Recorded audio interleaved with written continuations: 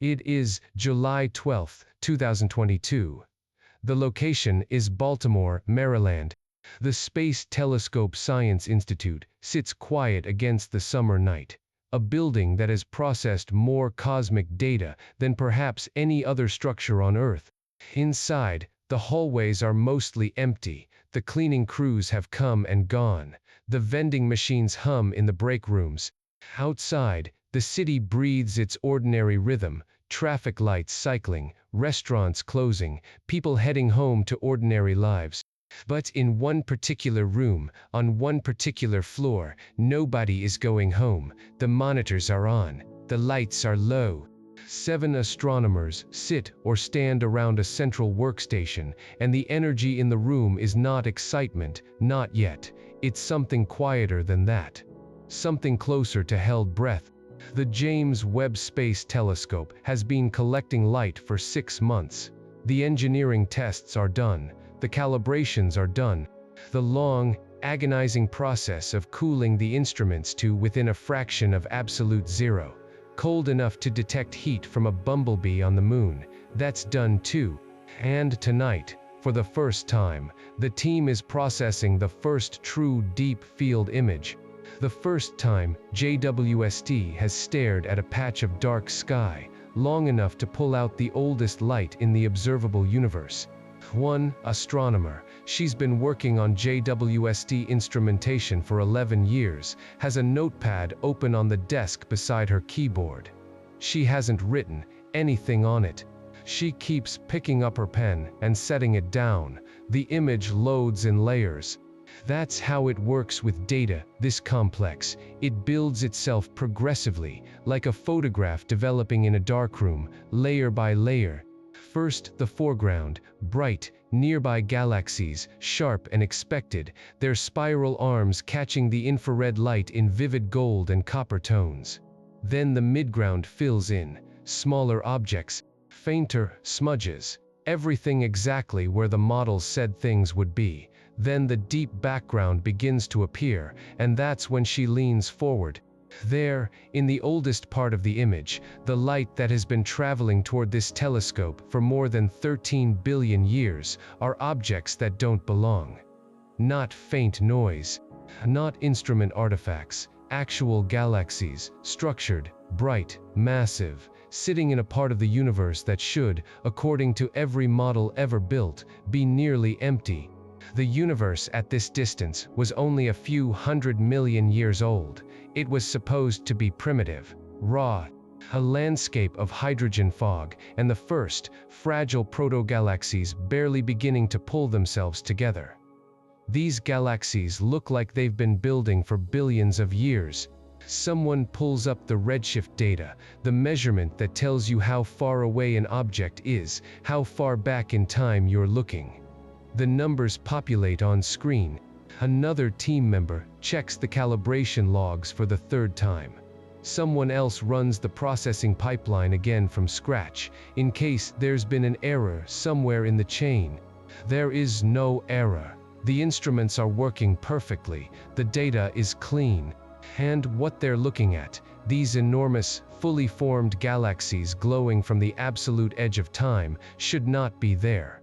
The room goes quiet in a specific way, not the quiet of confusion, the quiet of people who understand exactly what they're seeing and don't yet know what to do with it.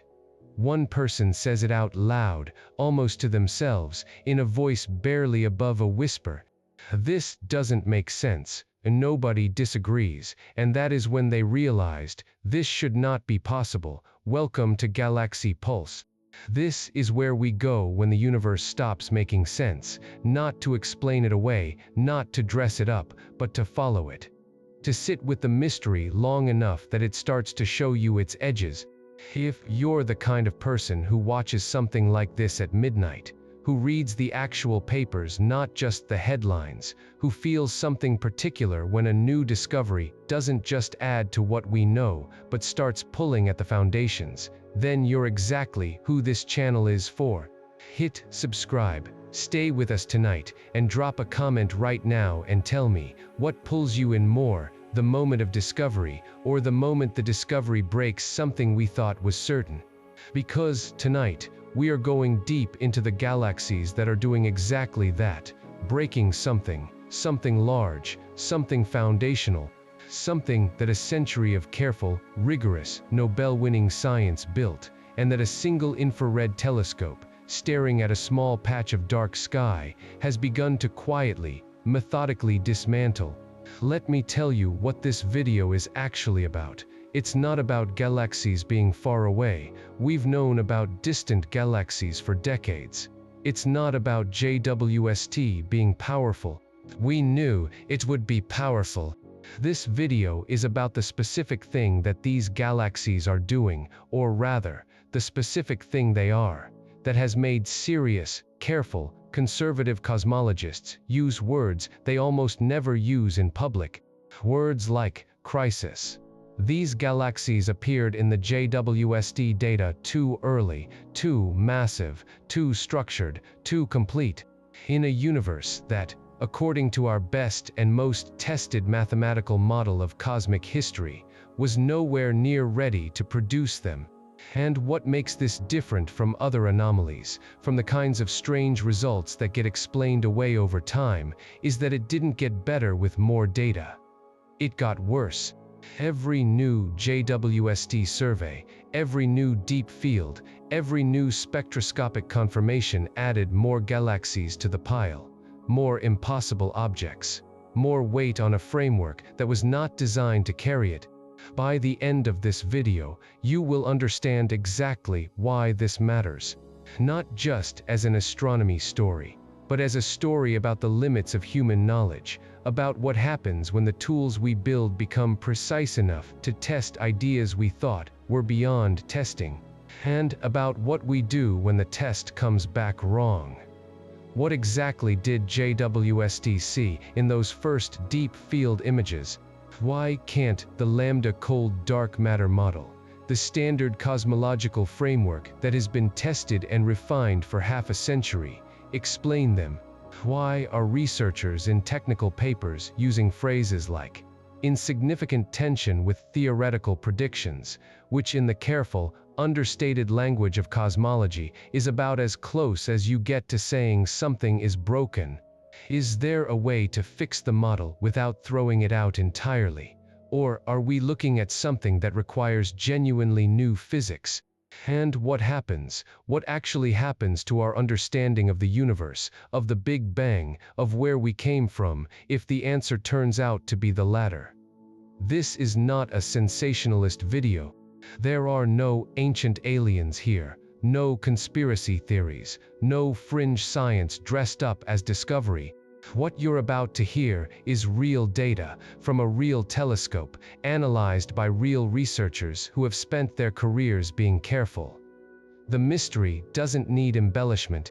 The facts, stated plainly, are strange enough. Stay with me, because what we find at the end of this might genuinely change how you think about the first moments of everything. But before the impossible, you need to understand the possible. You need to know what the universe was supposed to look like. What scientists expected to find when JWST first turned its golden mirror toward the oldest light in the cosmos.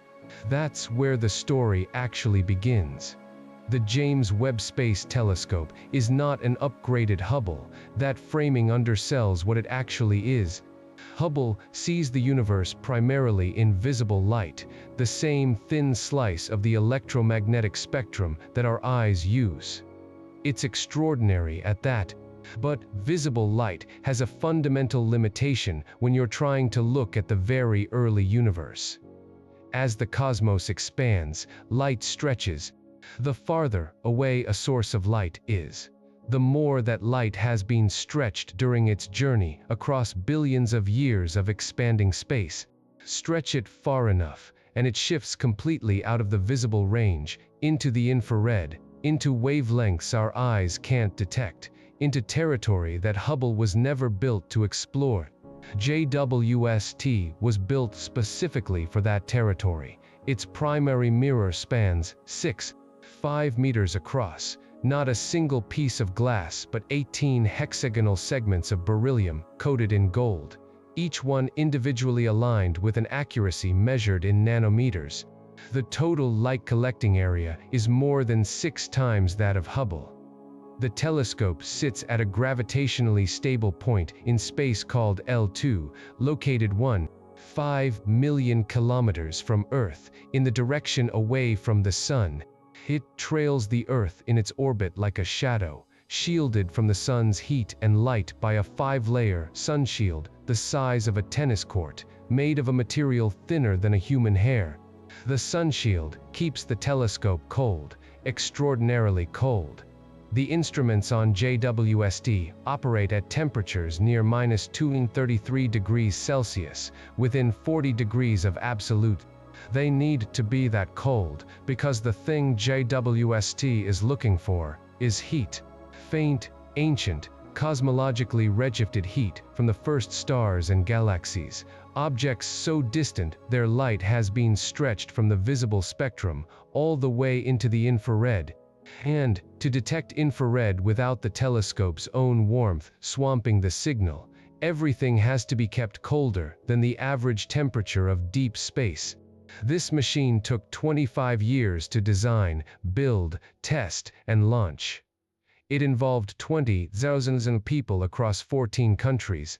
It launched on Christmas Day 2021 on an Ariane 5 rocket from French Guiana, unfolding over the following weeks in a sequence of 344 deployment steps, every one of which had to succeed because none could be repaired from the ground.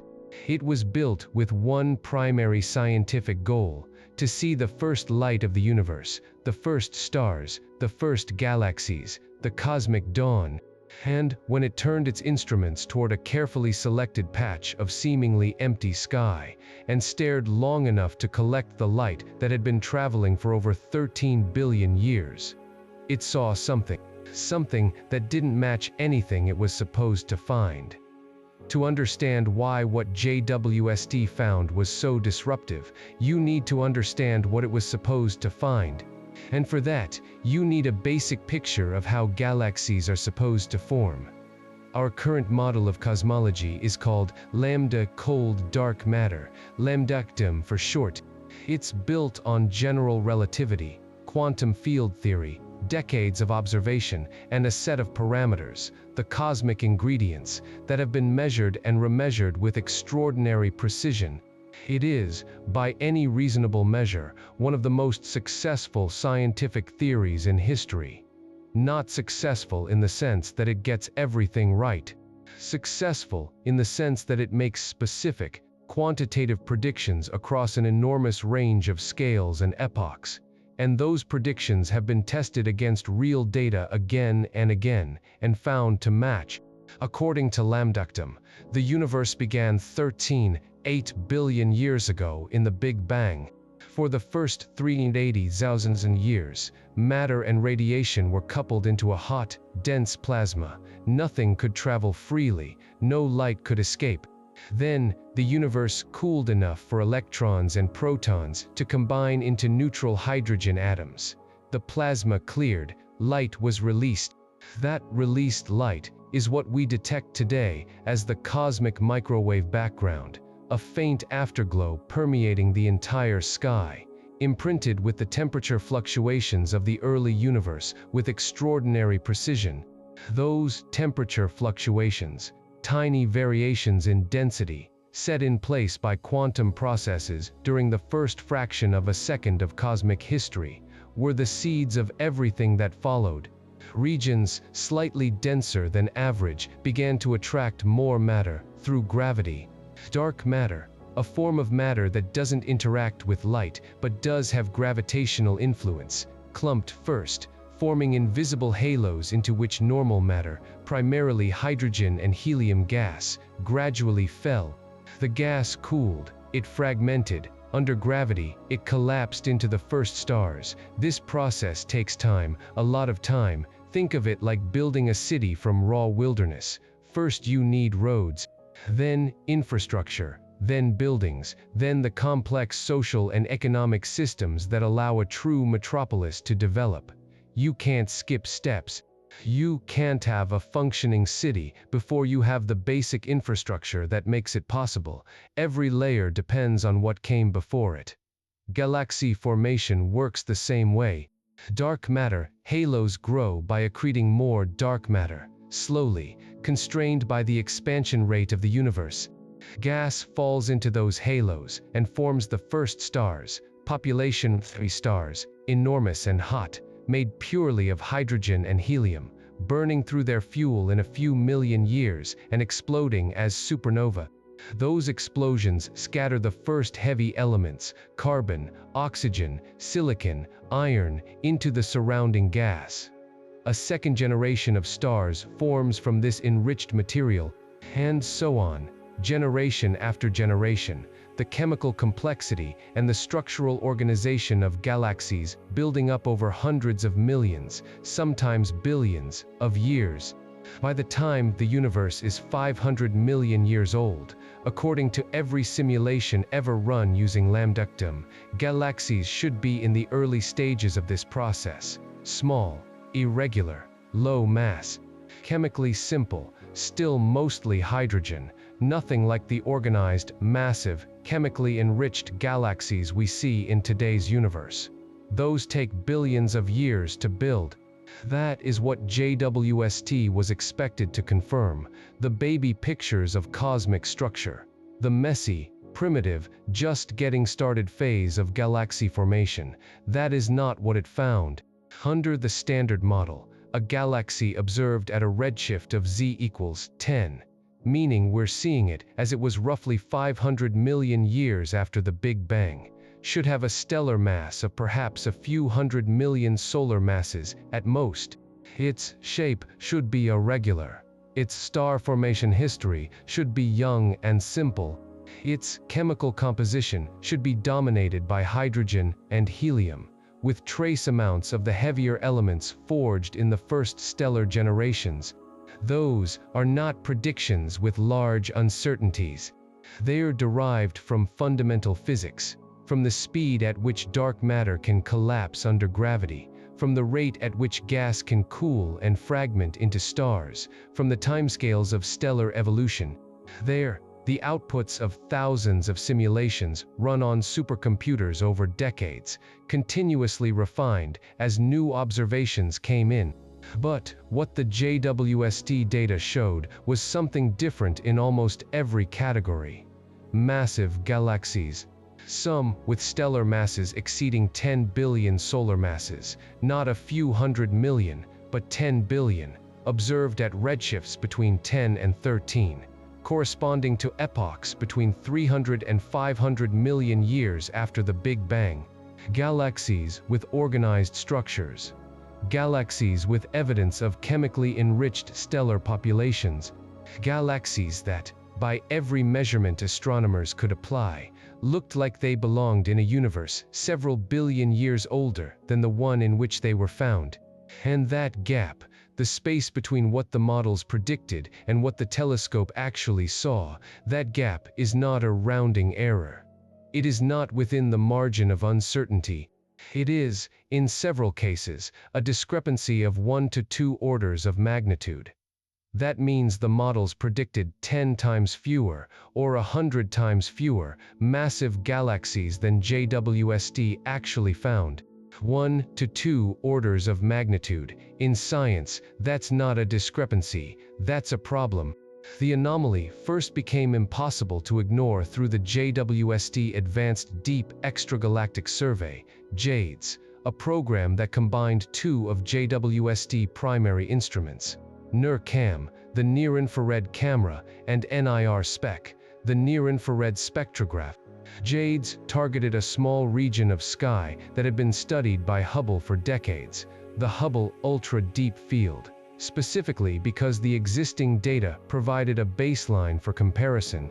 The initial photometric data, brightness measurements in multiple infrared wavelength bands, flagged dozens of galaxy candidates at high redshift. That alone was alarming.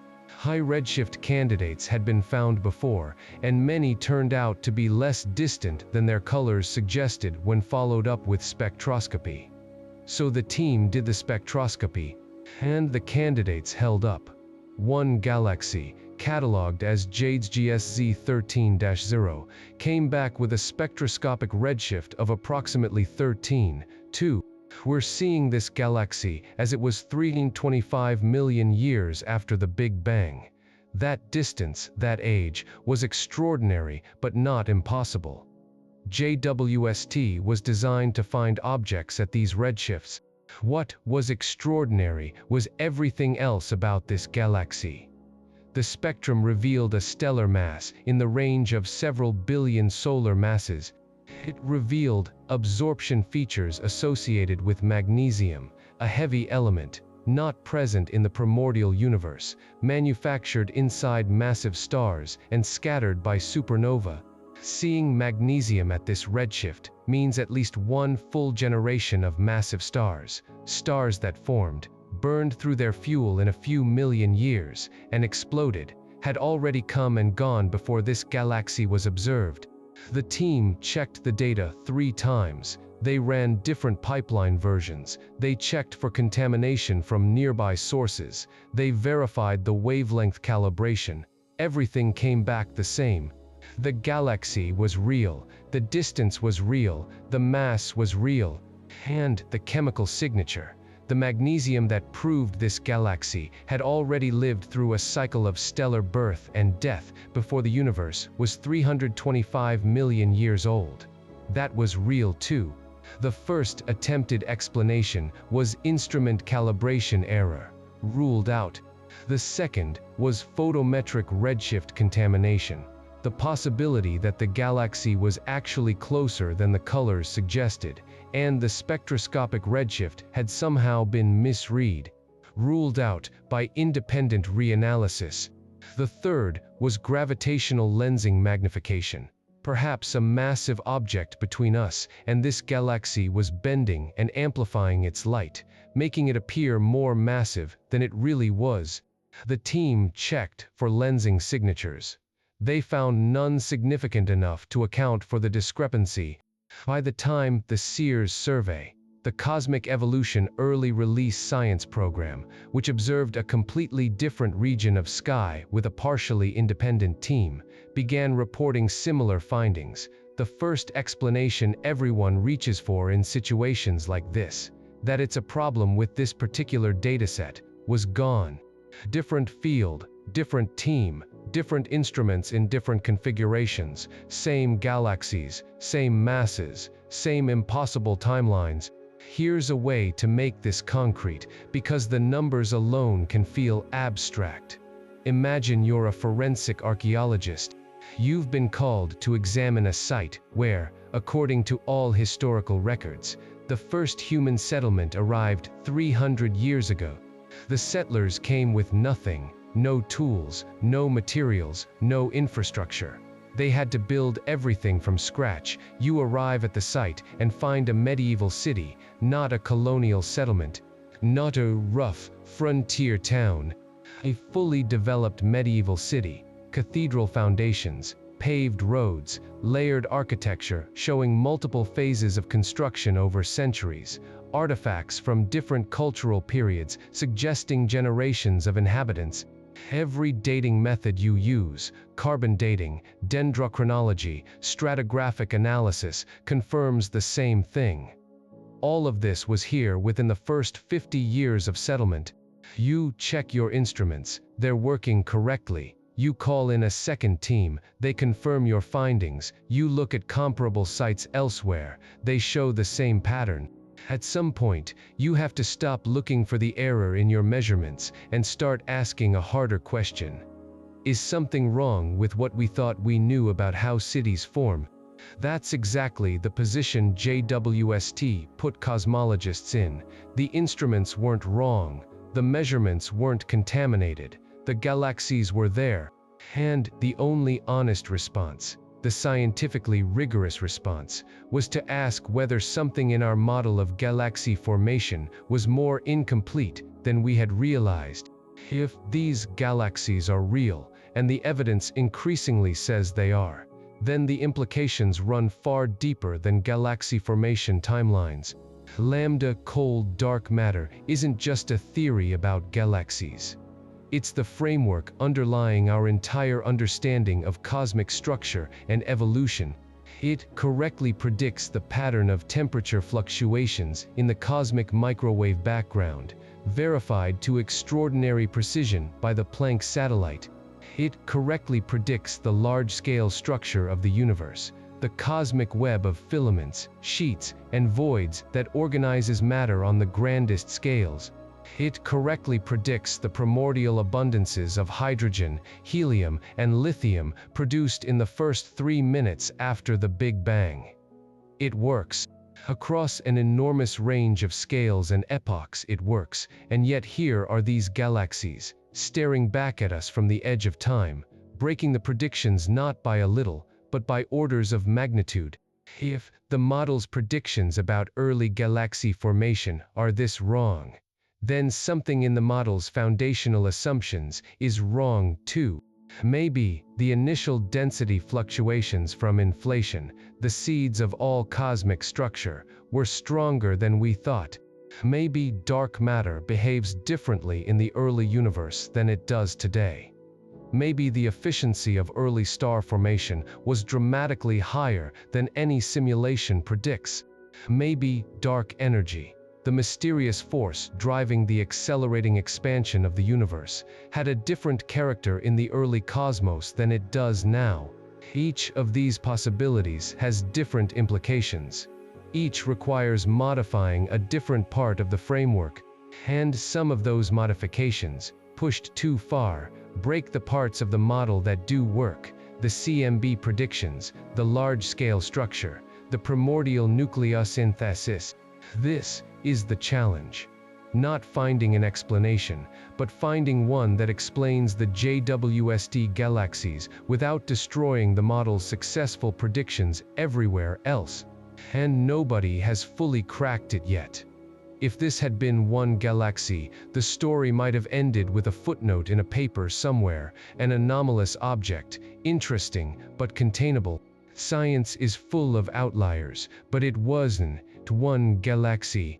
And once teams started looking not just at how many galaxies were out there, but at what those galaxies looked like, their shapes, their internal structures, the fingerprints written into their light, a second layer of the mystery came into view, one that made the mass problem look almost straightforward. The second clue didn't require a new telescope.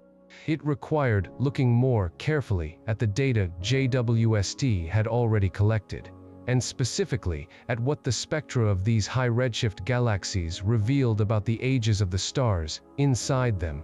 This is where the NIR spec instrument becomes essential. NIR spec is a spectrograph. It takes the light from a galaxy and splits it into its component wavelengths with extraordinary precision, like a prism creating a rainbow from white light, but with resolution fine enough to detect individual chemical signatures. And those signatures tell you not just what elements are present, but what kind of stars produced them, how old those stars are, and what the history of star formation in that galaxy looks like.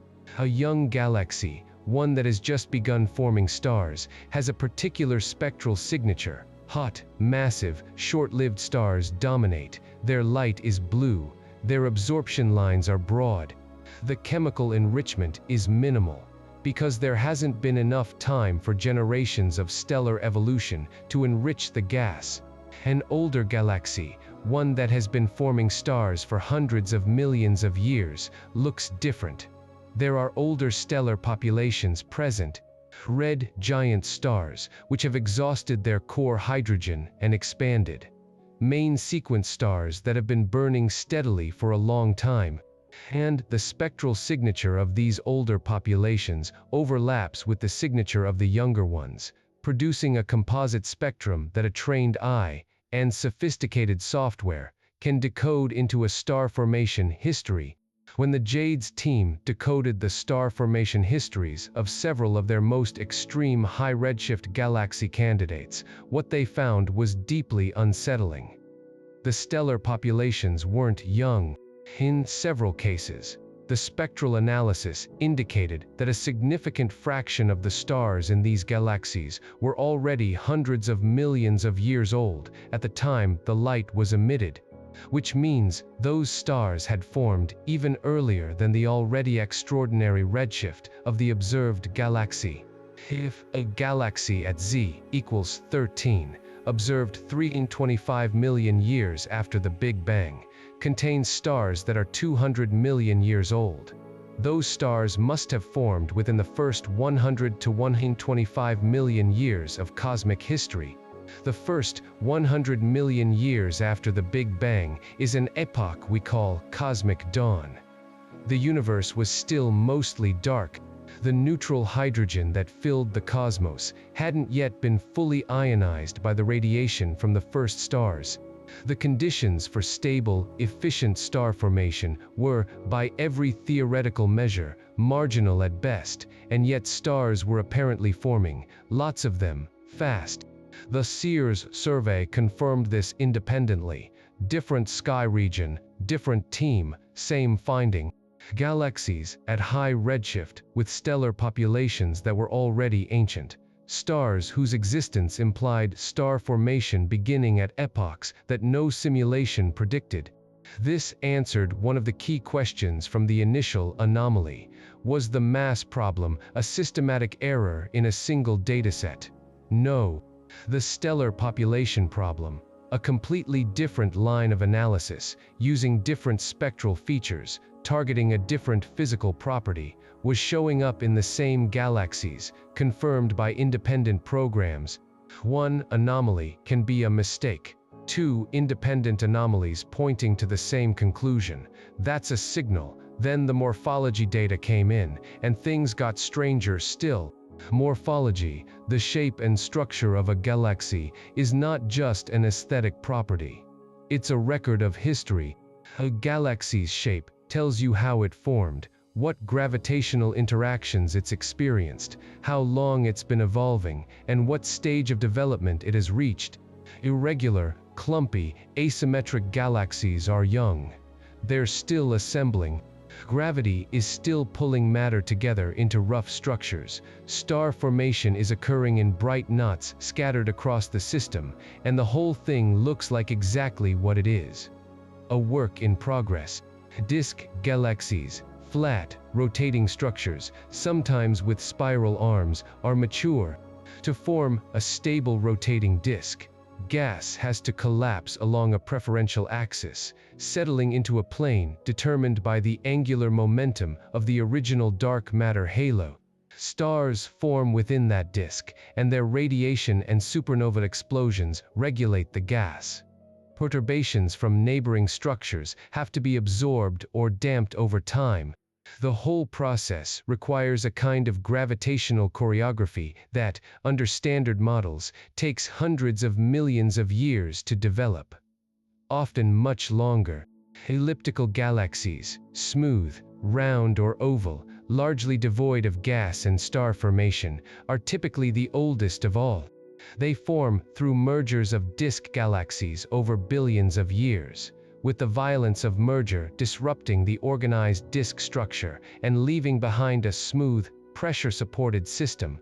Standard models predict that galaxies at redshifts of 10 and above, in the first 500 million years of cosmic history, should almost exclusively be irregular, young, asymmetric, pre-disk. The organized structures should come later. JWST found disk galaxies, not just one, multiple disk galaxies at redshifts where no disk galaxy had any business existing. One object at Z equals 11, observed approximately 400 million years after the Big Bang, showed a clear kinematic signature in its NIR spec data. One side of the galaxy was redshifted relative to the center, the other side blueshifted. That's rotation. Organized, measurable, stable rotation, in a galaxy that the universe hadn't had anything close to enough time to organize. To form a rotating disk galaxy in 400 million years would require the gas to have collapsed and settled with extraordinary efficiency. The dark matter halo would need to have assembled with unusual speed. The feedback processes that regulate star formation, radiation pressure, supernova, stellar winds, would need to have been calibrated just right to allow the disk to stabilize without destroying itself. Under standard models, all of that happening within 400 million years is not impossible in the strict mathematical sense. It's just vanishingly unlikely, and finding multiple such objects across multiple survey fields is the kind of thing that turns vanishingly unlikely into something is wrong with our assumptions. There's also the question of number density, how many of these objects there are per unit volume of space. Lambdactum predicts a certain abundance of massive galaxies at high redshift. The predictions are not casual estimates. They come from detailed simulations that have been refined over decades. The JWST observations are returning number densities that exceed those predictions by factors of 10 to 100. Some researchers argued, initially, that this could be explained by environmental variation, unusually dense regions of the early universe where matter concentrations happened to be higher than average, allowing faster structure formation. The universe isn't perfectly smooth. Some regions are denser than others. Extreme environments can produce extreme galaxies. But when the data from multiple surveys were combined and compared to the most optimistic predictions for environmental variation within lambdactum, the numbers still didn't work. Even granting the most generous assumptions about density peaks and environmental effects, you couldn't produce this many massive, organized galaxies in this short a time. The pattern had become undeniable. It wasn't a single survey with a systematic error.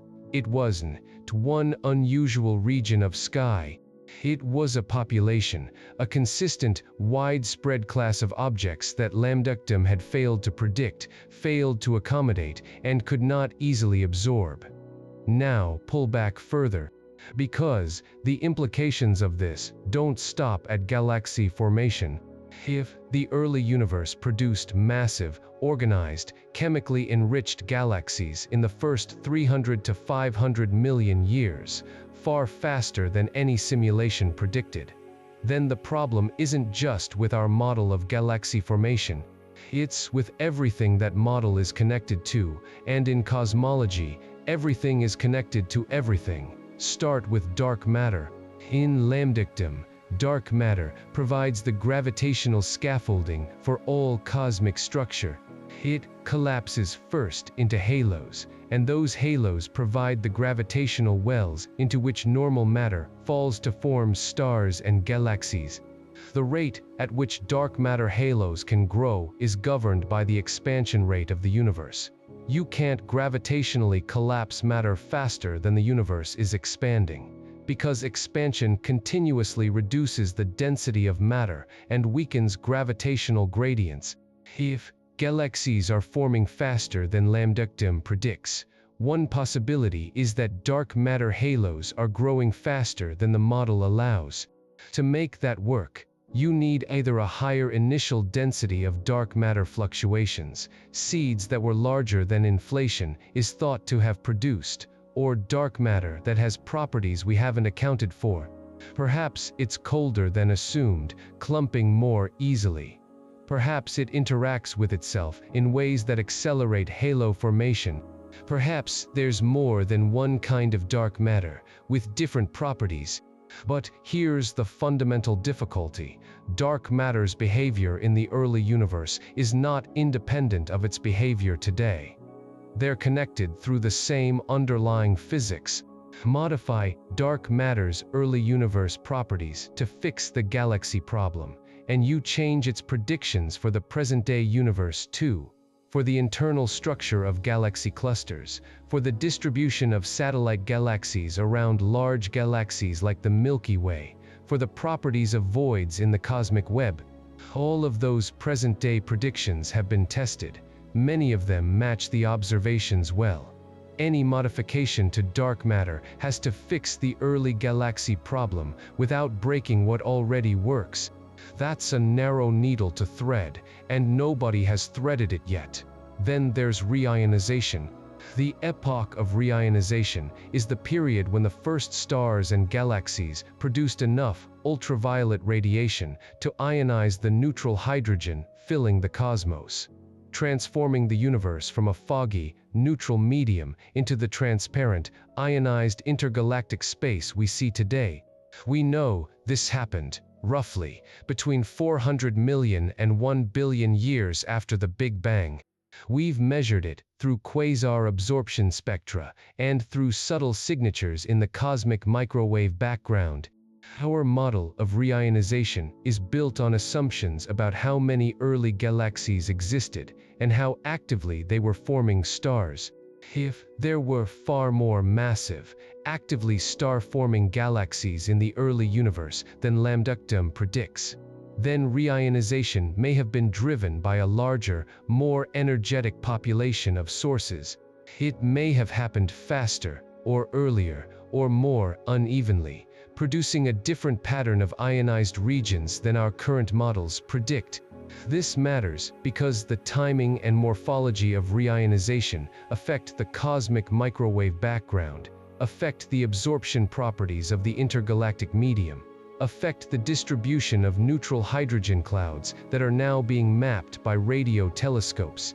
If our model of reionization is wrong because it was built on an incomplete picture of early galaxies, then some of our highest precision cosmological measurements need to be reinterpreted. And there's one more connection, one that links the JWST early galaxy problem to a completely separate cosmological crisis that has been building for almost a decade. The Hubble tension. The Hubble constant, the rate at which the universe is currently expanding, can be measured in two fundamentally different ways. You can measure it in the nearby universe, using carefully calibrated distance indicators like Cepheid variable stars and Type Ia supernova. Or you can infer it from the early universe, using the precise measurements of the cosmic microwave background. These two measurements should agree. In a universe governed by actum, if your model is correct and your data is accurate, both methods should give you the same number. They don't. The local measurement consistently gives a higher expansion rate than the early universe measurement. The discrepancy is small in absolute terms, but large in statistical significance. It's real, it's reproducible, and it's been confirmed by multiple independent measurements on both sides. Both the Hubble tension and the early galaxy problem point to something being wrong with our picture of the early universe. Some theoretical models proposed to explain one problem also help explain the other. Early dark energy. The idea that dark energy was stronger in the first few 100 million years than it is today can both raise the inferred Hubble constant from CMB measurements and allow faster structure formation in the early universe. This suggests something important. The two anomalies may not be independent. They may be symptoms of the same underlying gap in our cosmological model. Two threads leading to the same unraveling. So, what does it all mean? What are the actual possible explanations, and how seriously does the scientific community take each of them? Let's work through this honestly. 3 levels, from conservative to bold. The conservative explanation. We're overestimating the masses and ages of these galaxies because our stellar population models are inadequate for the early universe.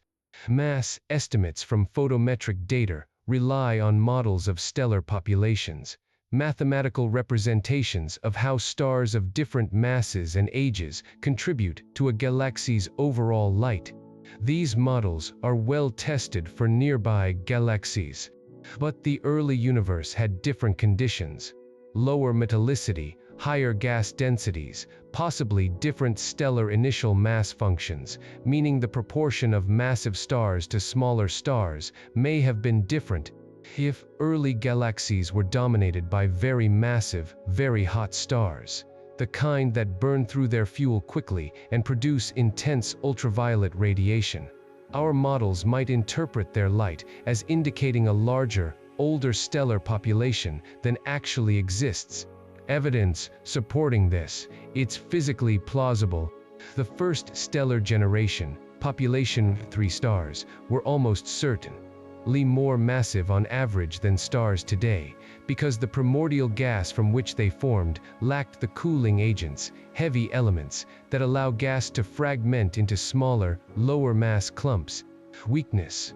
Spectroscopic confirmation has now verified high masses and evolved stellar populations in enough cases that photometric error alone can't explain all of them. The structural data, the disk morphologies, the rotation profiles, is independent of mass estimation and remains anomalous regardless of how you model the stellar populations. Community stance. This explanation is likely responsible for some fraction of the discrepancy, probably not most of it. The moderate explanation. Early star formation was dramatically more efficient than our models assume, and the feedback processes that normally regulate and limit star formation were weaker in the early universe. In today's universe, star formation is inefficient. Across a typical large galaxy, only a few % of available gas is converted into stars per dynamical timescale. The rest is kept in a gaseous, turbulent state by feedback, radiation pressure from young stars, supernova explosions, and winds from massive stars heat the gas and prevent it from collapsing efficiently. This self-regulation is why galaxies don't exhaust their gas reservoirs in a few billion years. But in the early universe, conditions were different. Gas was denser. The first stars were more massive and more energetic. The interstellar medium had a simpler chemical composition. Perhaps in these conditions, feedback was less effective, and a larger fraction of available gas was converted into stars per unit time. Perhaps the initial collapse of gas into the first dark matter halos was more efficient than we model. Perhaps both. Evidence supporting this. Several research groups have published modified simulations with boosted star formation efficiency that can reproduce some of the JWST observations. The physics is not implausible. Weakness. Push the efficiency too high, and you overproduce heavy elements in the early universe. You'd expect to see more chemical enrichment than is actually observed. You also run into problems with the total stellar mass density of the universe. If too many stars formed too early, the present-day mass budget of stars doesn't work out. And boosting efficiency enough to explain the most extreme JWST galaxies requires efficiency levels that push the boundaries of what any plausible physical mechanism can deliver. Community stance, likely part of the answer. Probably not sufficient on its own for the most extreme cases. The bold explanation. Actum is missing a fundamental component, new physics, present in the early universe, that enhanced structure formation in ways our current framework cannot accommodate. This is where the conversation gets genuinely exciting and genuinely unsettling. Several theoretical proposals fall into this category. Early dark energy, a form of energy that was significant in the first few 100 million years but has since decayed to negligible levels, can temporarily increase the expansion rate in the early universe, changing the timing of structure formation in ways that allow faster galaxy assembly. Interacting dark matter models propose that dark matter particles interact with each other or with radiation in ways that alter the growth of dark matter halos. Modified initial conditions from inflation, a different spectral shape or amplitude of the primordial density fluctuations, could provide larger seeds for structure formation, allowing halos to grow faster. Evidence supporting this. The fact that multiple independent anomalies, the early galaxy problem and the Hubble tension, may be explainable by the same class of modifications, makes this more compelling than any single anomaly alone. Several specific models have been published that quantitatively match the JWST observations while remaining consistent with other cosmological data. Weakness: extraordinary claims require extraordinary evidence. Modifying the foundational framework of cosmology is not a step to be taken based on a few hundred anomalous galaxies, however compelling. The theoretical models are promising, but not yet tightly constrained, and they have their own predictions for things like the CMB small-scale power spectrum, the distribution of galaxy clusters, the properties of the intergalactic medium that will need to be tested as new data arrives. Community stance: serious theoretical interest, growing investment, no consensus yet, but the conversation has shifted. 2 years ago, papers proposing fundamental modifications to lambdactum in response to JWST data were treated with significant skepticism. Now they're being published in leading journals and cited widely. The window of what's considered reasonable to propose has opened considerably. And underneath all of this science, there's a human layer that I think matters as much as any of the technical details. Why does this capture us? Why do millions of people read papers about redshifts and dark matter halos, stay up watching videos about galaxy formation, feel something when a telescope finds something that breaks a model? Because this story isn't really about galaxies. It's about the experience of being wrong about something you thought you understood. We built a model of the universe over a century of extraordinary intellectual effort. We tested it, we refined it, we celebrated it. We used it to make predictions that came true, over and over, across an extraordinary range of scales and epochs. And somewhere in that process of repeated verification, I think a quiet confidence crept in, not that we knew everything, but that we had the broad shape of things right. The timeline, the architecture, the story of where everything came from. JWST is suggesting that story is more complicated than we thought, and there's a particular discomfort in that, not just for scientists, but for anyone who has found some part of their sense of order in the idea that the universe, at its foundations, is knowable. What JWST is teaching us is not that the universe is unknowable. It's that it's deeper than we realized. That, just when we thought we were reading the opening chapter clearly, a new instrument arrived and showed us writing we hadn't noticed before. That's uncomfortable. It's also one of the most extraordinary things that can happen in science. So, after all of this evidence, all these layers, all these anomalies, all this data pointing in the same direction, the question is no longer whether something strange happened in the early universe. The question is, what does that strangeness really mean? Remember what we asked at the beginning: what exactly did JWST see, and why can't the standard model explain it? After everything we've walked through, the impossible masses, the ancient stellar populations in infant galaxies, the rotating disks forming where only chaos was predicted, the systematic overabundance of massive structures across multiple independent surveys, here is where we stand. The galaxies are real, not artifacts, not errors, not statistical flukes at the tail of a distribution. Real galaxies, at real distances, with real masses and real structures that our best model of cosmic evolution did not predict and cannot easily accommodate. And the situation is not improving with time. Each new JWST survey, each new spectroscopic confirmation, each new morphological analysis adds more evidence to the pile. The discrepancy between observation and prediction is not narrowing. In some respects, it's growing, but there are dimensions to this story that most coverage doesn't fully capture. Things buried in technical papers that the press releases don't quite convey. Quiet conversations happening in the corridors of cosmology departments and at conference dinners that don't make it into the public narrative. And that's where the real weight of this discovery lies.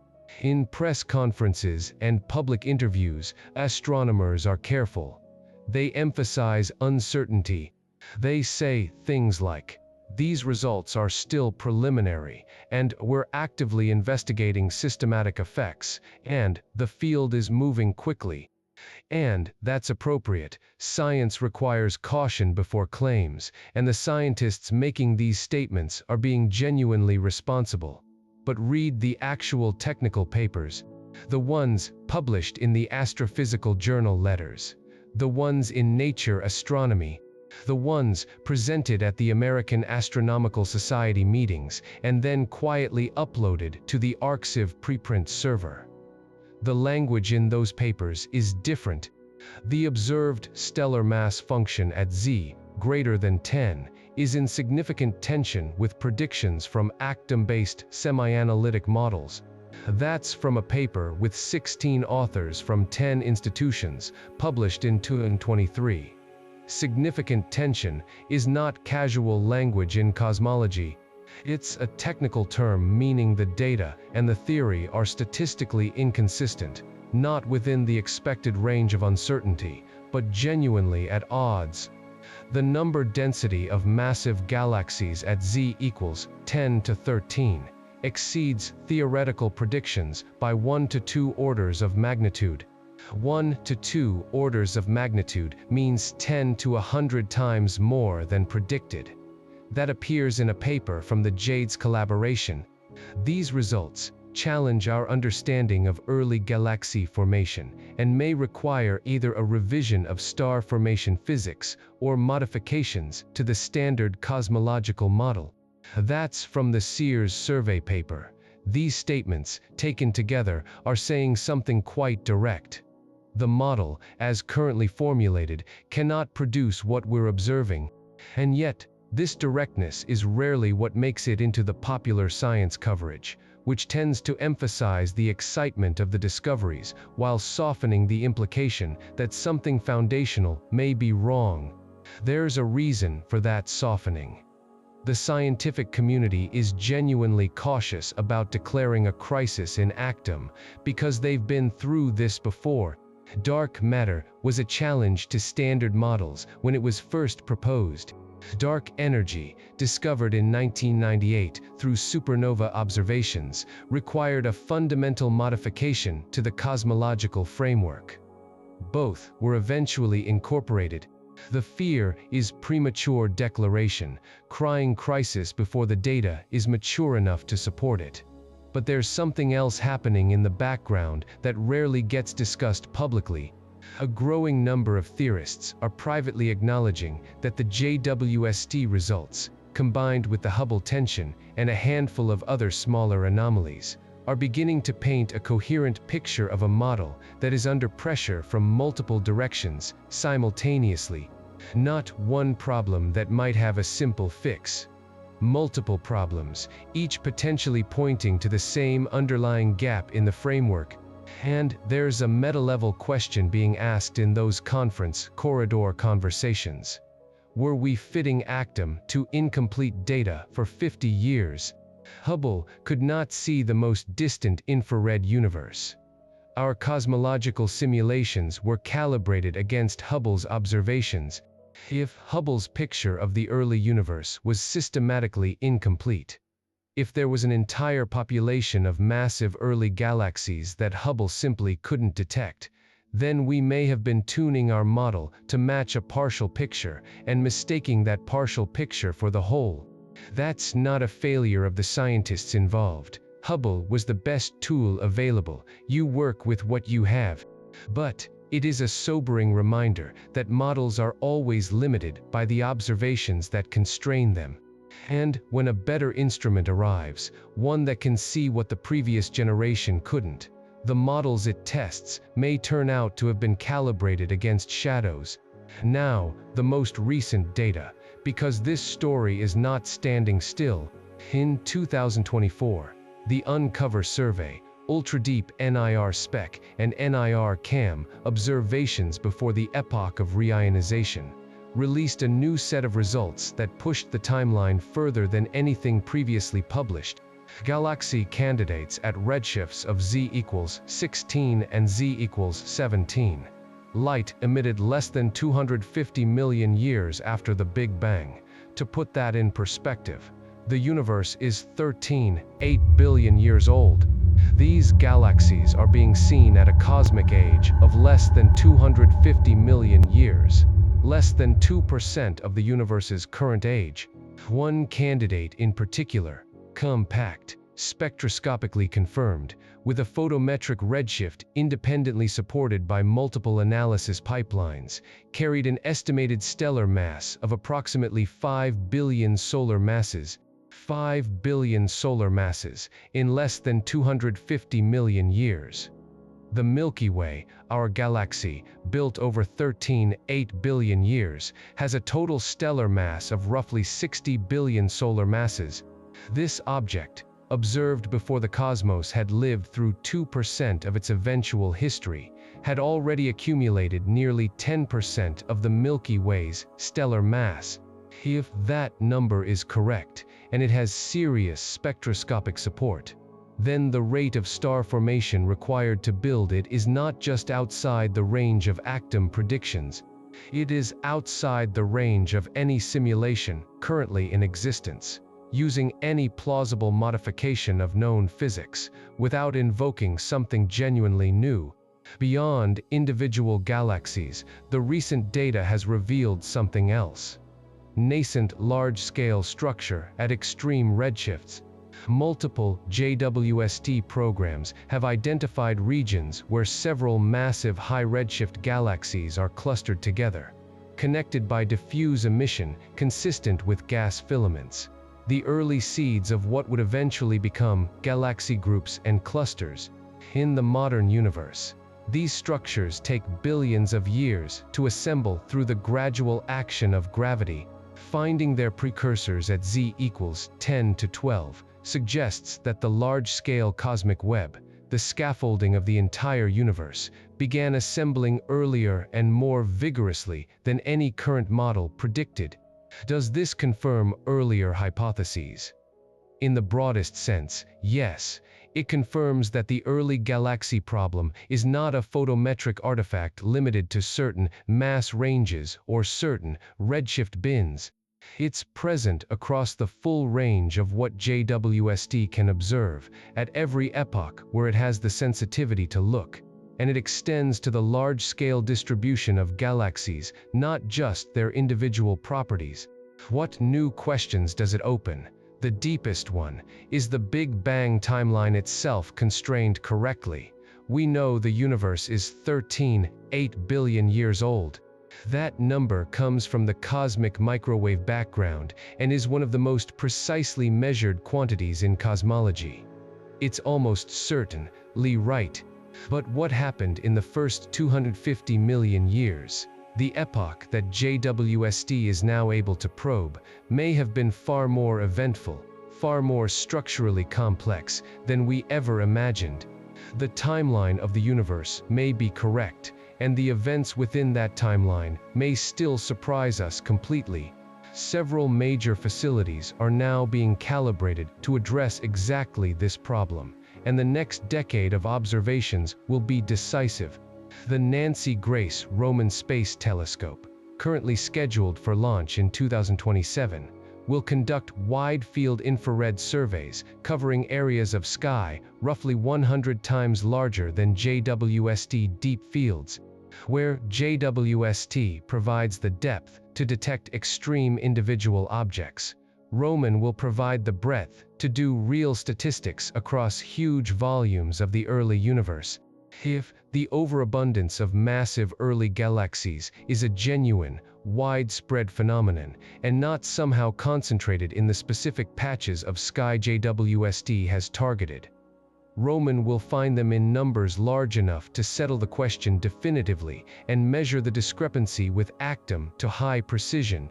The extremely large telescope, under construction in Chile's Atacama Desert and expected to begin science operations in the late 2020s, will provide ground-based spectroscopic follow-up at resolutions that exceed even JWST capabilities.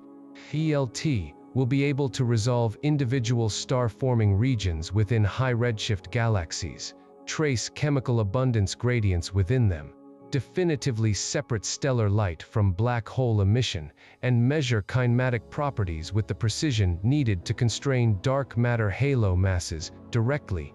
Future space-based radio observatories will look for the 21-centimeter emission from neutral hydrogen in the epoch before reionization, a direct probe of the cosmic dark ages before the first stars switched on.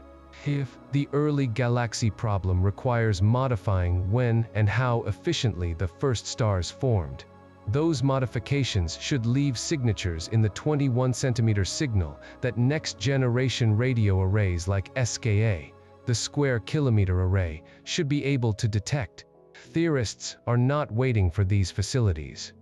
Over the past 2 years, the pace of theoretical innovation in response to the JWST results has been remarkable.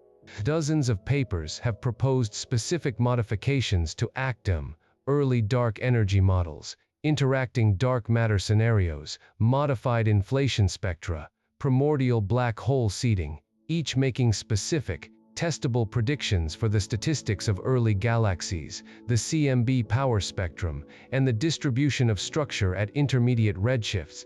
The next generation of cosmological surveys will test these predictions directly, their answer centered on a new ingredient, a scalar field mathematically similar to the inflaton field behind cosmic inflation that existed in the early universe during its first few 100 million years and then disappeared, leaving behind no directly observable trace in today's cosmos except one.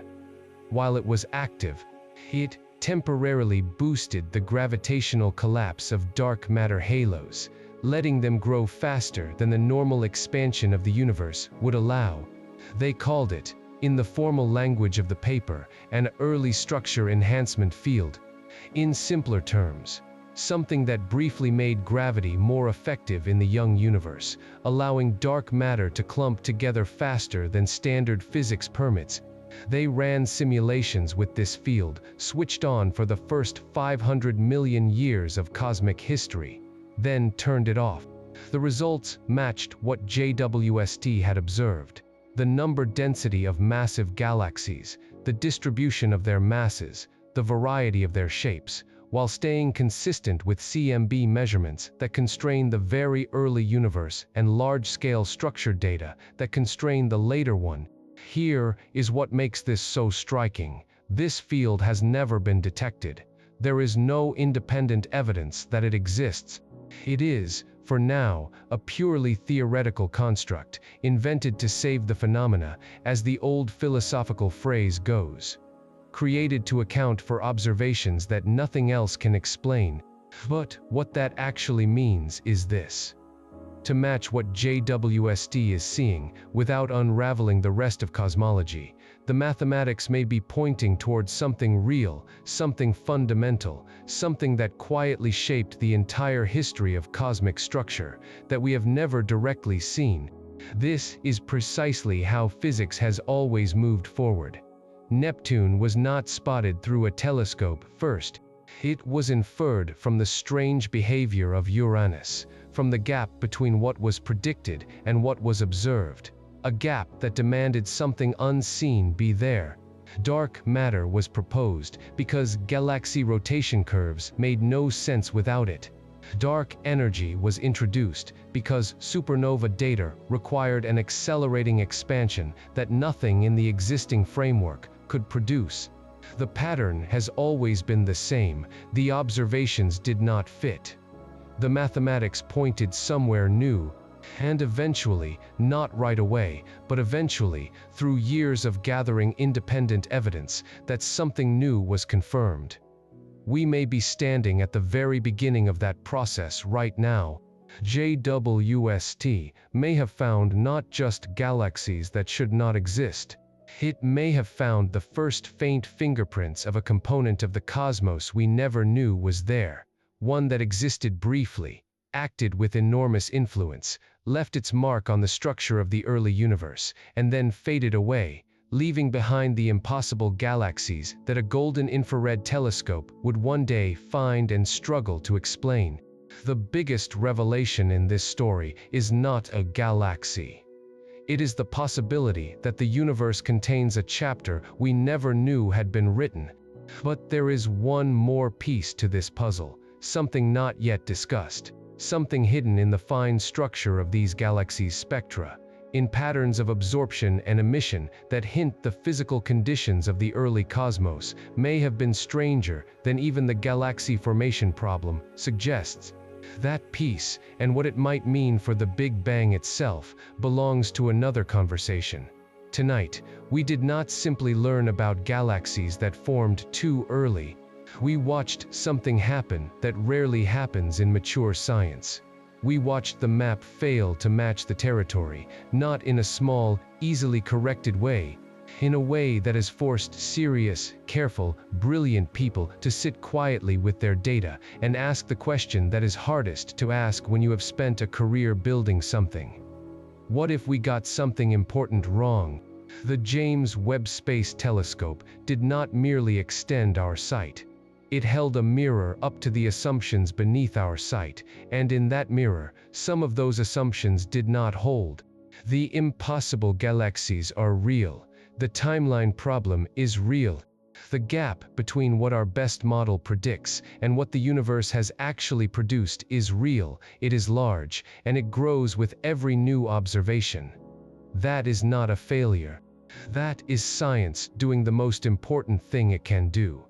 Finding the edge of what we know and marking it honestly, so that the next generation of telescopes and theorists and curious minds can begin working on what lies beyond it. What remains unresolved is substantial, and honesty requires sitting with that. We do not know why these galaxies formed so quickly. The leading explanations, modified star formation efficiency, early dark energy, new dark matter physics, enhanced primordial fluctuations, each carry strengths and each carry weaknesses. None has been confirmed, none has been ruled out. The theoretical landscape is full of proposals and short on definitive answers. We do not know whether ACMD can absorb these results through adjustments, or whether something more fundamental will eventually need to change. We do not know whether the Hubble tension and the early galaxy problem share a common root, or whether they are separate symptoms pointing to different gaps. We do not know how far back JWST's successors will ultimately push the frontier, or what they will find at redshifts of 20 or 25, if anything exists there to be found. What we do know is that these questions are now being pursued by the right people with the right tools, that the data behind them is real and growing, and that the answers, whenever they come, will be more interesting than anything we can say tonight. Uncertainty, held honestly, is not a weakness in science. It is the sign of a field that is genuinely working. Fields that have all the answers have stopped asking the right questions.